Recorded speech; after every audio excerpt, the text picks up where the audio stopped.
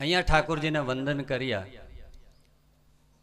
તો માત્ર ઠાકોરજી એટલે કૃષ્ણ ભગવાનને વંદન ન કર્યા, પણ શ્રી કૃષ્ણાય વયમ નમઃ, હું નહીં અમે બધા વંદન કરીએ છીએ. રાધાજીને યાદ કર્યા છે.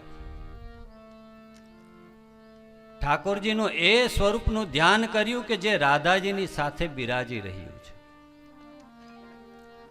આમ પણ તમે કનૈયાની ગમે એટલી સેવા કરો, પણ જ્યાં સુધી રાધાજીની બાજુમાં ન હોય તો એવું લાગે કે કાંઈક ખૂટે છે, કાંઈક અધૂરું છે. રાધા બિન શ્યામ આધા. રાધા વિના ઠાકોરજી અધૂરા છે. એટલા માટે તમે વ્રજમાં જાશો તો વ્રજવાસીઓ શ્યામ શ્યામ કરતા રાધે રાધે રાધે રાધે રાધાજીનું વધારે સ્મરણ કરે છે. બ્રહ્મવૈવર્ત પુરાણમાં એવી કથા છે કે ઠાકોરજી ભગવાન શ્રી કૃષ્ણને એવી ઈચ્છા થઈ કે મારાથી પણ કોઈ શ્રેષ્ઠ કોઈ તત્વ કે જેની હું પૂજા કરું, તો સર્વોપરી તો ભગવાન કૃષ્ણ છે. અને એ ભાવ જાગ્યો ત્યારે ઠાકોરજીના વામ ભાગમાંથી રાધાજી ઉત્પન્ન થયા અને એ રાધાજીની સેવા ઠાકોરજીએ કરી છે. ગોલોકધામમાં આજે પણ નિત્ય લીલામાં ઠાકોરજી રાધાજીની સેવા કરે છે. આજે પણ તમે વૃંદાવનમાં જાઓ તો એક વન છે, સેવાકુંજ નિધિ વન. ગયા છો? ન ગયા હોય તો ખાસ જજો. જ્યાં આજે પણ નિત્ય એ નિજ મંદિરમાં ઠાકોરજી રાધાજીનો શ્રૃંગાર કરે છે. એ સેવાકુંજ નિધિ નામનું વન છે જ્યાં આજે પણ ઠાકોરજી મહારાજ કરે છે. એમ કહેવાય છે કે રાત્રિના શયનની આરતી પછી એ વનમાં કોઈ રોકાઈ શકતું નથી. અને જ્યારે એ આરતી થઈ જાય એટલે જે મુખિયાજી જે પૂજારીજી હોય એ કહે કે ભાઈ બધા નીકળી જાજો.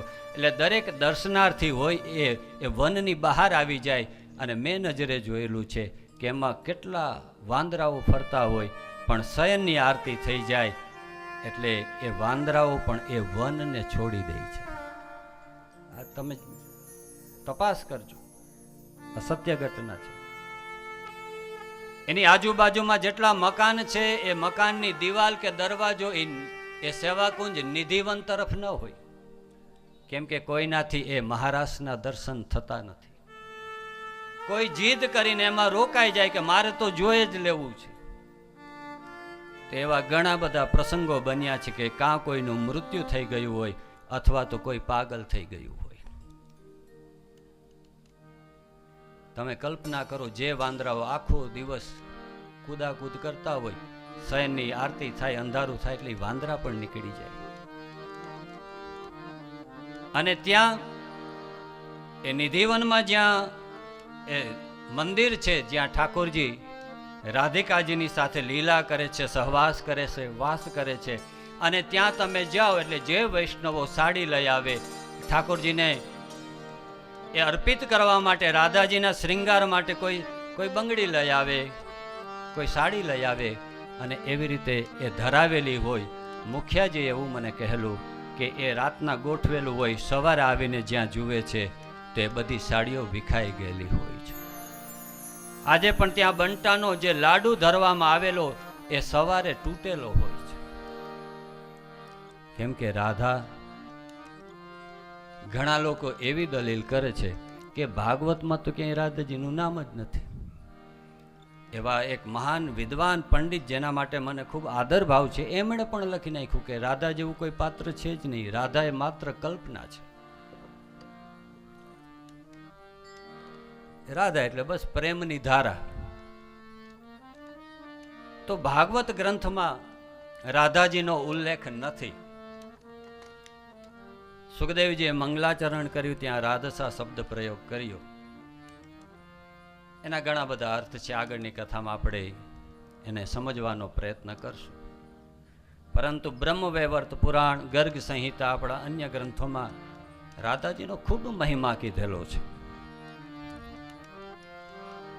એક શ્લોક છે બ્રહ્મવૈવર્ત પુરાણનો, કદાચ મારી ભૂલ ન થતી હોય તો, રાધે તેવ ચ સંસિદ્ધા રાકારો દાનવાચક ધા નિર્વાણમ ચ તદ્દાત્રી તેન દાતા તેન રાધા પ્રકીર્તિતા.